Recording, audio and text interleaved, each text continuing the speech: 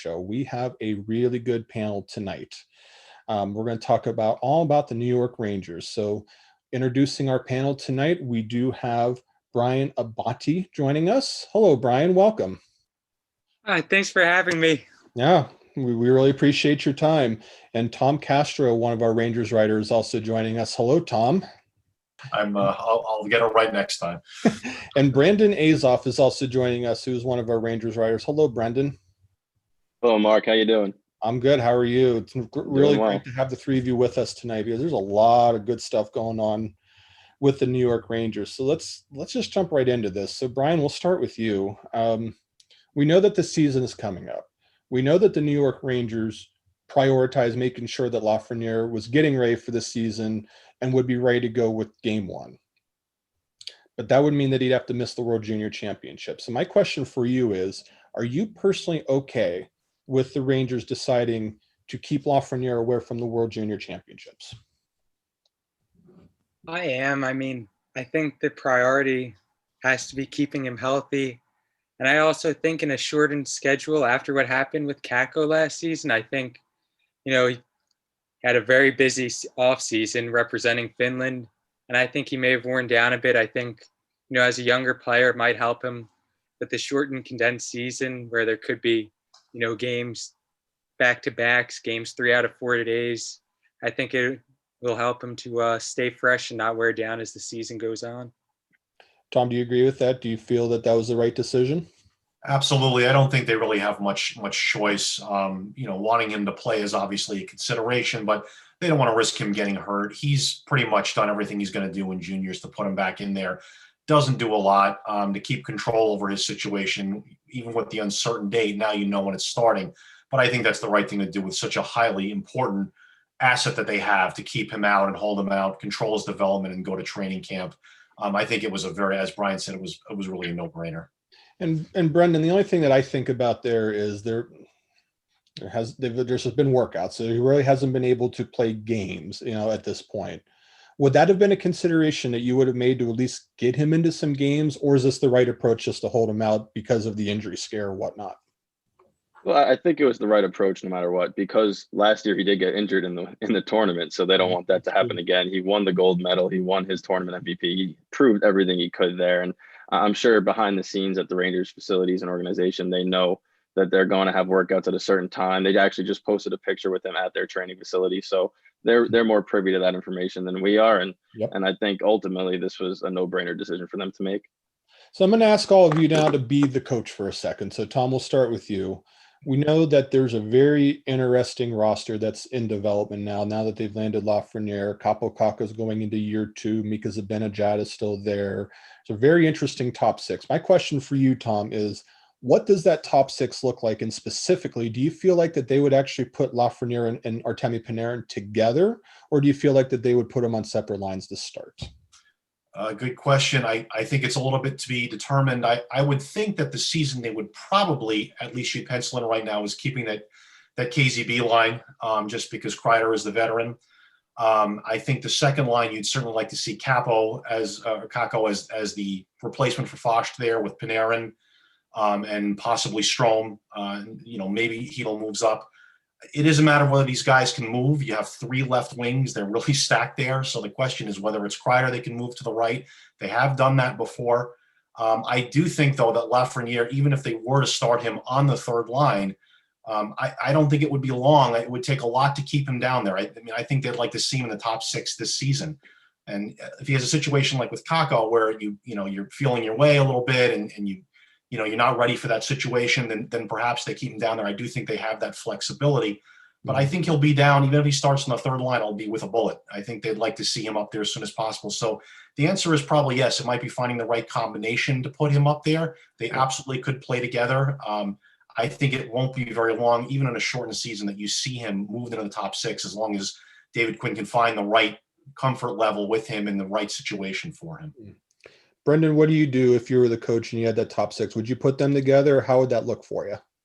Well, to the anger of many Rangers fans, the Rangers typically hold their youngsters too long on the lower line. So I think Lafreniere will start on the third line, and I agree. I think Kreider, Zibanejad, Buchnevich is the first line, Panarin, Strome, and Kakko on the right wing is the second. And it's going to be up to Quinn. I think that over the course of the season, especially in a shortened season, if Kakko looks a little slow and Lafreniere comes out of the gate flying, you can certainly see a flip-flop there. And it's all going to be up to David Quinn over the course of a 56-game season.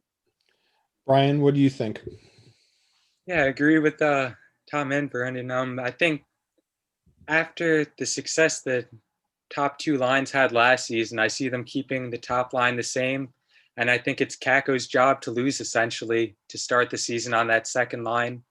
And if he struggles, then maybe you could see Lafreniere sneak in and maybe one of those three talented left wingers moves to the right side.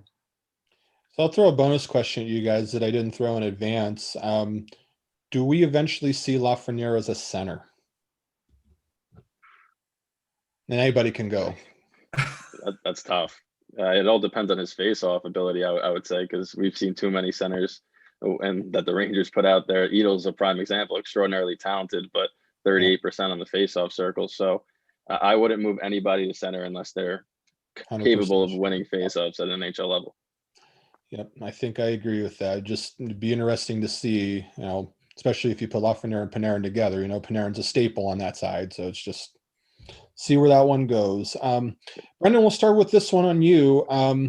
We talked about Kaapo. Kakko's name was already brought up here, so this will be the second year in the league now. So kind of give fans some reasonable expectations of what we could see from the number 2 overall pick. So it's tough over a 56-game season to give accurate estimations because we're so used to doing 82. But playing alongside Panarin, if he can hold that spot, I see 35 points as a reasonable mark to start him at. And I think that 15 goals is a reasonable goal pace to attain because Panarin has proven that he could set him up. And Ryan Strome had a lot of assists last year as well, setting up Panarin. And another sniper like Kakko on his wing will only help him. So I would say 15 goals, 35 assists is reasonable for him to get to. Brian, what do you think about possible numbers, projections, or anything else there? Yeah, I actually see it pretty similarly. Maybe around 15 goals, 30 to 35 points if he's playing with Panarin. I think that'll, obviously help him as far as his production pretty dramatically. And hopefully, just in general from him, more consistent play. He ended the season on a strong note with the 3 postseason games. He looked excellent. So hopefully he'll carry that into this season. Tom, what do you think about Kakko? Agreed. What Brian said there at the end as well. I think they certainly would expect to see his production come up, and I think that it will. But I think what Quinn would certainly like to see is this continuation of strong play, particularly in the defensive zone, but in all 3 zones. You saw him struggle last year as a kid. Not, the game was too fast for him. The advanced numbers, analytics, you look at his numbers, they weren't good as far as defensively. In fact, I think he was among the worst players in the NHL as far as expected goals against. He was Rangers were not in a good place when he was on the ice. He was a liability, but that got better at the end. You started to see more confidence at the end of the season and then into the qualifying round. So certainly they want to see the numbers come up, but I think just as important for Quinn would be and the coaching staff would be to see him continue to raise his game in all three zones and throughout, and just better understanding of the game. It's slowing down for him. And I think they would take that with not just, a high, as far as setting a goal for numbers, yes, but they'd like to see him just continue to become a complete hockey player. Absolutely. It's about 9:15 in the East here. So just wanted to, if you're just joining us here, episode 11 of the Hockey Writers Live. I am your host, Mark Scheig, and we are in the middle of our New York Rangers panel.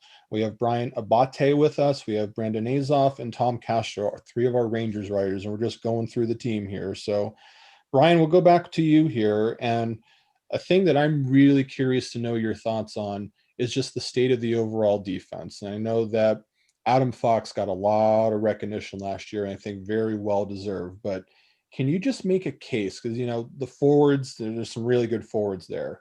Some young goaltending now that we're going to Igor Shesterkin.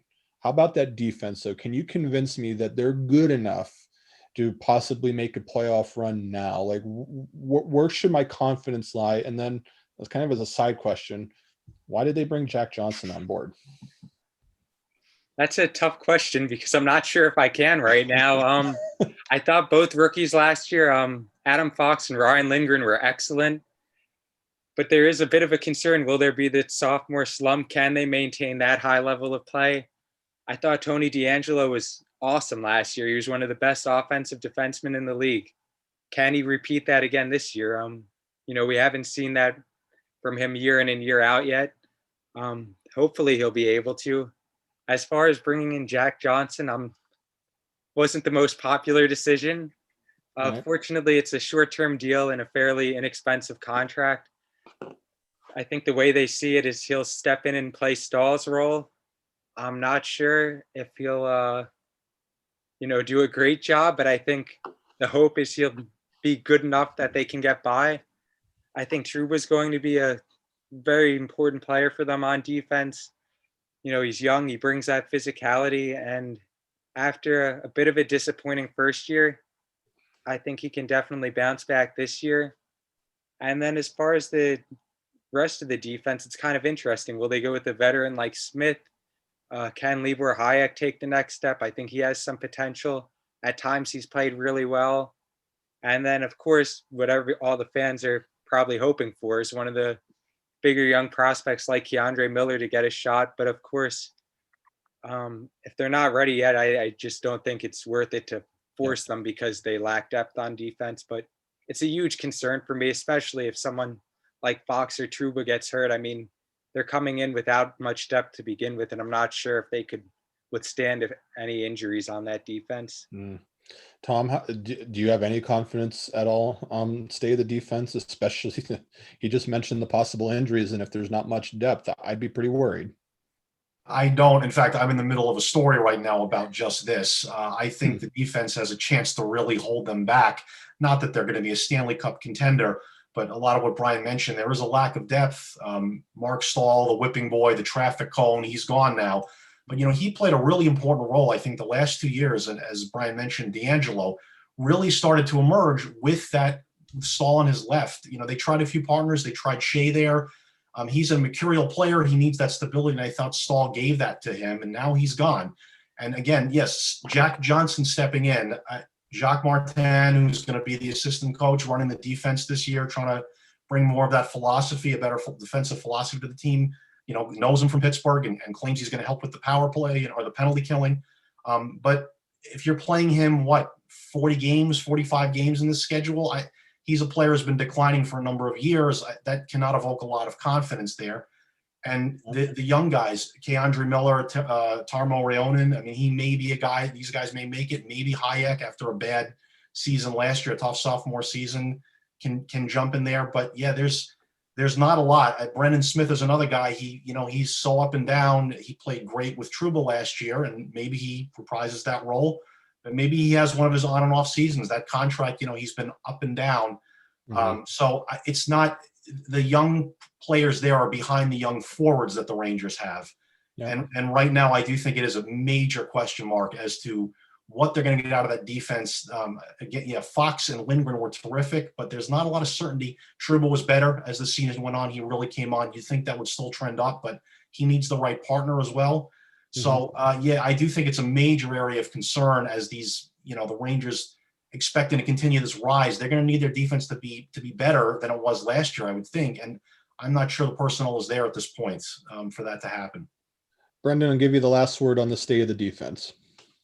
So they did sign Anthony Bitetto, who's he's played NHL games, good seventh defenseman there. So it does help a little bit with the depth. I look for somebody like Brendan Smith to take a step just because he's been bounced around between defense and forward the last couple of seasons. They never gave him a chance to establish a rhythm at either position. Now he comes in ready to go on defense, knows he's going to be playing defense. He's a physical guy. They need some of that, especially after that series against Carolina. We watched them get tossed all over the ice. So I look for Brendan Smith to take a little bit of jump. I think Trouba, now that he's comfortable in New York, will have a better second year here. And I think that, Brian mentioned sophomore slumps. I don't think that Fox will suffer from one of those. He's too talented. Lindgren, on the other hand, the physical, gritty style of player, he might be a little more susceptible to it. But I think that there's a little more optimism than fans want to lead on. But at the same time, it is a huge question mark, like both Tom and Brian said. Absolutely. Well said, guys. So, Tom, we'll start with you on this next one. We know that Igor Shesterkin show is really going to start to get ramped up here. But I'm just kind of curious, will they treat him like the true number one in the sense that will he get, I don't know, 35 or more starts in a 56 game season? Just how do you see that shaking out? I think they will, based on what they did last year. And this is a guy who was playing down the stretch once he was promoted, and he took over Henrik, jumped in for Henrik Lundqvist. They were okay putting him in there ahead of him, ahead of a legend. He performed well, and he played down the stretch in what was essentially a playoff drive for them. He is very calm. He didn't seem fazed at all by the New York spotlight. So if he's healthy, I think that's the idea. I think they'll try and treat him as a number one. They've got obviously Georgiev behind him, signed a good team-friendly deal if something were to happen. I like their situation there, but I do think the idea is to probably try and pick up where he left off, health permitting. Just try and ride him and see if he can continue that, because he was fantastic after that run that he made, that 15, 16 game run. So I would think that is the plan, as opposed to any sort of a rotation, unless he struggles. Brendan, do you agree with him there, or do you feel like it could be more of a 50-50?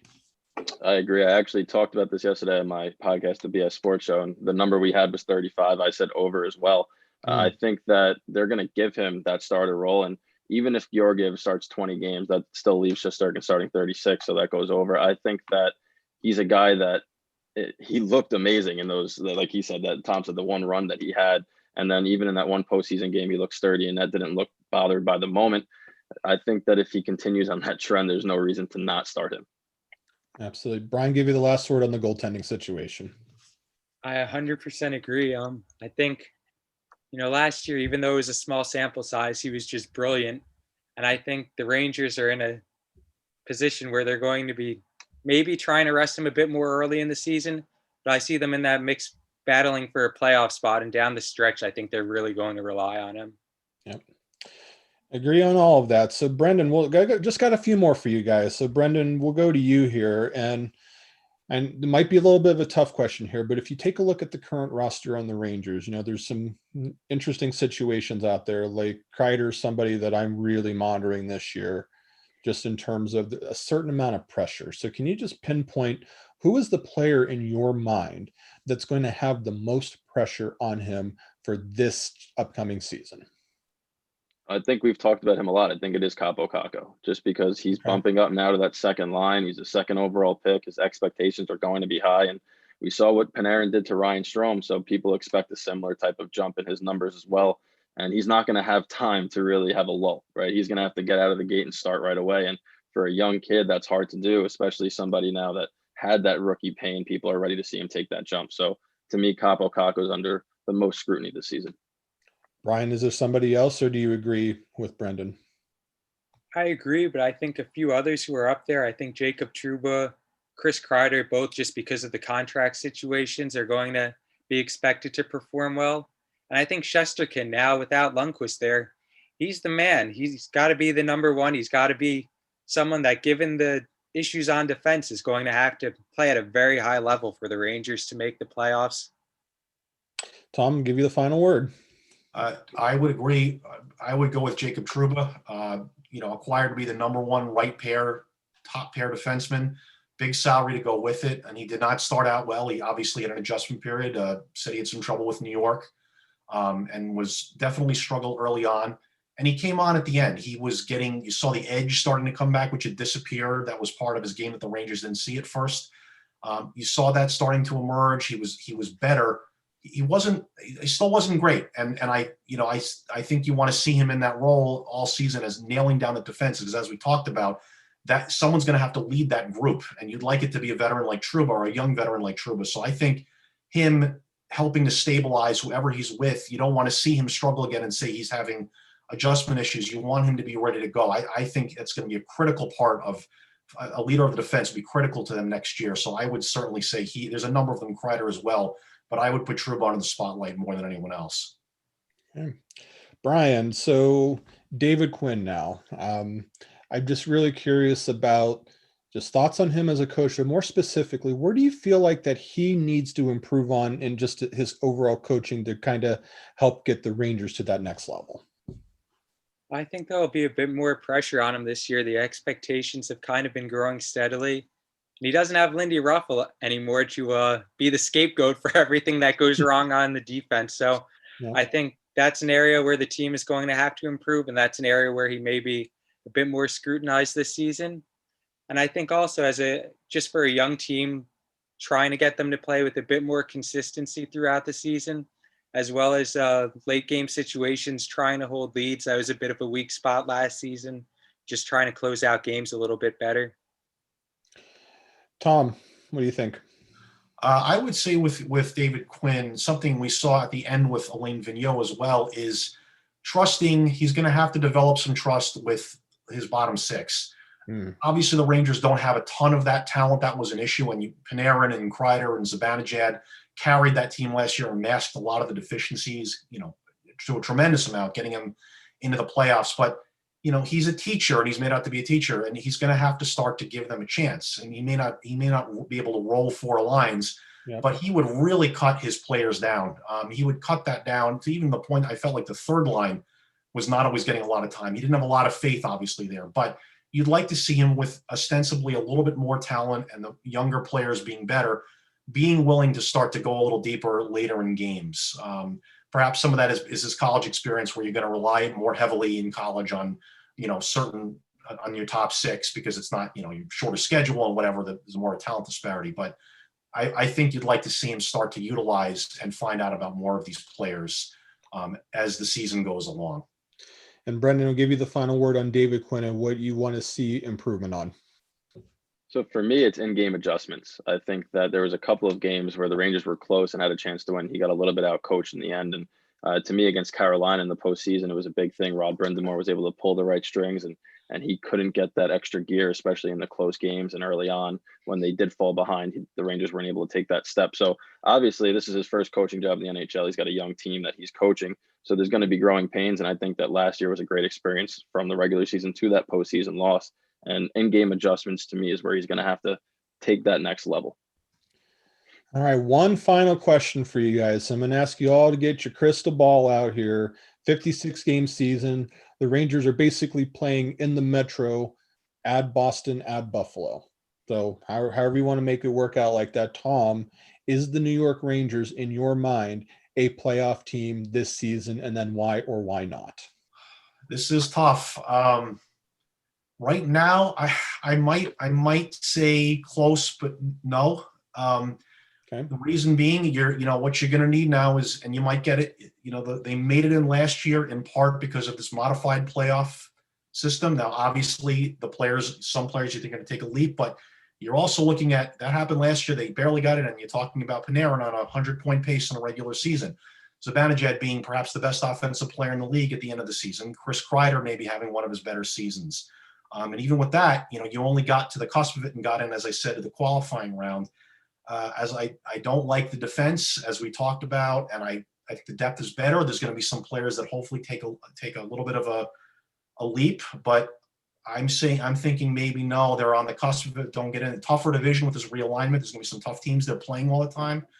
I think they'll be good. Will they be better than last year? Perhaps a little bit. I know it's unpopular to say no, but I would say at this point, if I had to guess, my prediction would be not.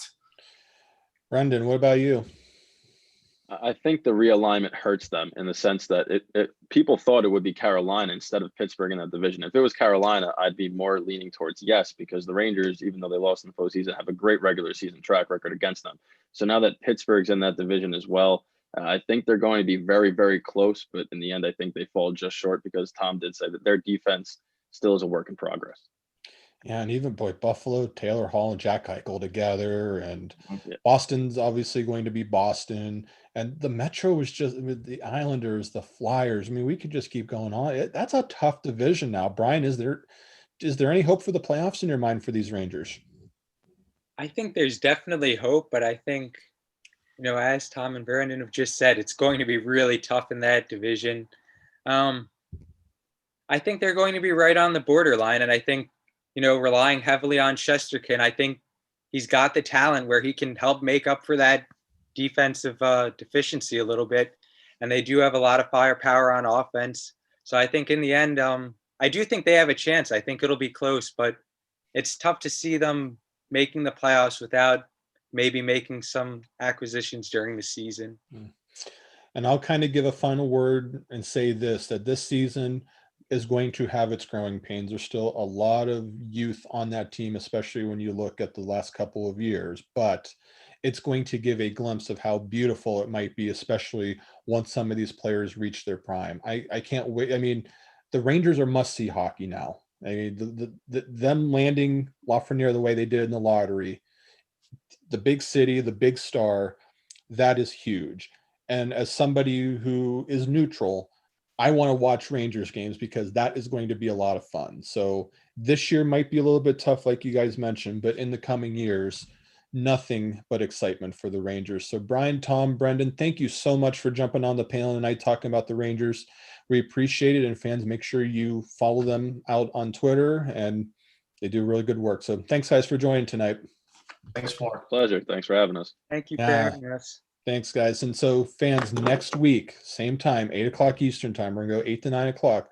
We will have another panel, but we're also going to have a very special guest. We're going to have Patrick Williams, who is one of the best covering all aspects of the AHL. He's going to join us for 30 good minutes, and we're going to try to make sense of what the AHL might look like in a shortened season. So make sure you tune in, hit that subscribe button, hit like on Facebook. You will not miss any of these interviews. We will see you next week, same time, 8 o'clock Eastern. This is the Hockey Writers.